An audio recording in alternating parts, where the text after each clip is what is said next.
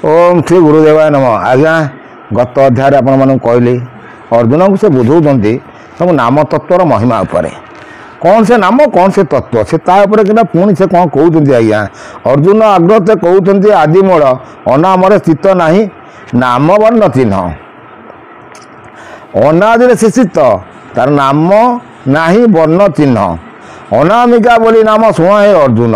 अनामिका बोली से जे जीवन अक्षर अर्धेक माई ताहार अर्धेक अंडीर यही आज्ञा पुणी संधि कथा को से नहीं आसिले जो ओंकार आप लिखुंट ओंकार उपर जो अर्धमात्रा दिखापर जो बिंदुटी बसुची से बिंदु क्षरण होती से अर्धमात्रा किए आज्ञा से अर्धमात्रा चारणा अंडीर चारणा माई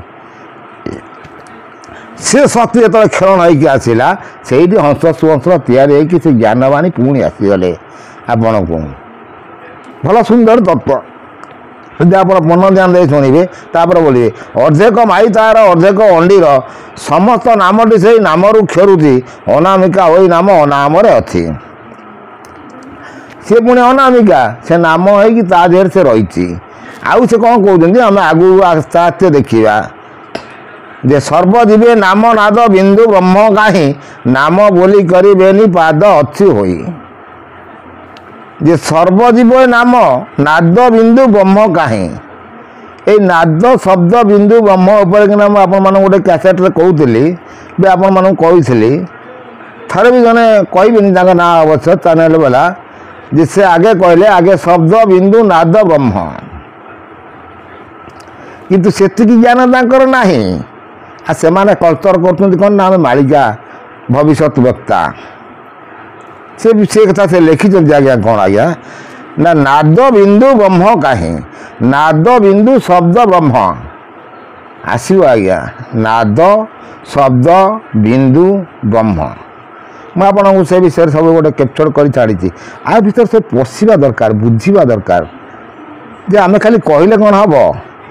जे नाम रूपे नाद ज्ञानी भेदी जे मारिले ब्रह्मा को भेट पाइबू नाम सिद्धि कले नाम नाद अर्धमात्रा अनाहत ध्वनि से परम से बोलाई फाल्गुनी अणाक्षर एकाक्षर पंच आत्मा स्थित ताही कहवा तोते पचारू कौत जे अनाहत ध्वनि जहाँ कहते जे सी नाम रूपे नाही ज्ञान भेद पारे तू पाइबू तू तुही तेणु ये जो सब ज्ञान बाणी कि अर्जुन को बुझाऊँ आज्ञा अणाक्षर एकाक्षर पंचात्मा स्थिति मुझे आपण मैंने कहते जो से अणाक्षर बसाण देखते ना आज्ञा ता देहर सी अणाक्षर खेलती एकाक्षर मुझे आप देखे एकाक्षर जंत्र बसाण भी देखी सी हूँ गोटे जंत्र मंत्र नुह अणाक्षर मंत्र किसी ना आज्ञा अणाक्षर मंत्र अच्छी मुझे सब कही गोटी गोटी कही अणाक्षर मंत्र ओं क्लीं अणाक्षर शून्य भी परम ब्रह्माय नम से सब शून्य को टाणिकी रखिंट भल भल कथा से कहते आज्ञा अणाक्षर एकाक्षर पंचात्मा स्थिति ताही कहवा तोते पचारू कौंती भल कथा गुरु भास्कर शशि अनल दे तार चारि आत्मा को घेनिण पंच आत्मा समसरी पंच आत्मा नाद बिंदु जीव को घेनिण अष्टमूर्ति यही भल कर पंचात्मा से तैयारी करी तार भीतर कि पंचात्मा मुझे पंचात्मा पर आप कही आसी मूलाधार चक्र को आत्मा अच्छी तापर लिंग चक्र को आत्मा रही से आत्मार नाम भी सब कही आज्ञा पुणी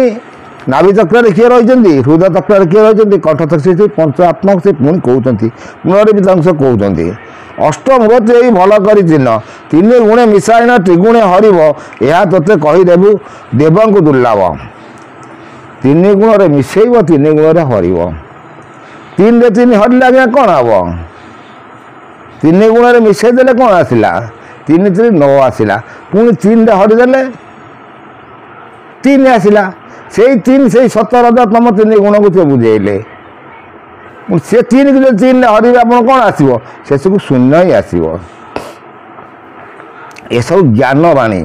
आपको सब भेदा चिंता करवा देखा बहुत कष्ट आज्ञा भल भल कथा सब लिखिक चिंता कही आप सब देखिए शुणे बहुत ज्ञान अर्जन हम आस्ते आस्ते आस्ते आस्ते आप सब बुझाऊँगी तापर जदि ଆପଣମାନେ ସବୁ ବୁଝିବେ, ସବୁକିଛି ଚିନ୍ତା କରିପାରିବେ। ପୁଣି ଏତକ ରହୁଛି ନେକ୍ସଟ ଅଧ୍ୟାୟରେ କିଛି କହିଦେବି।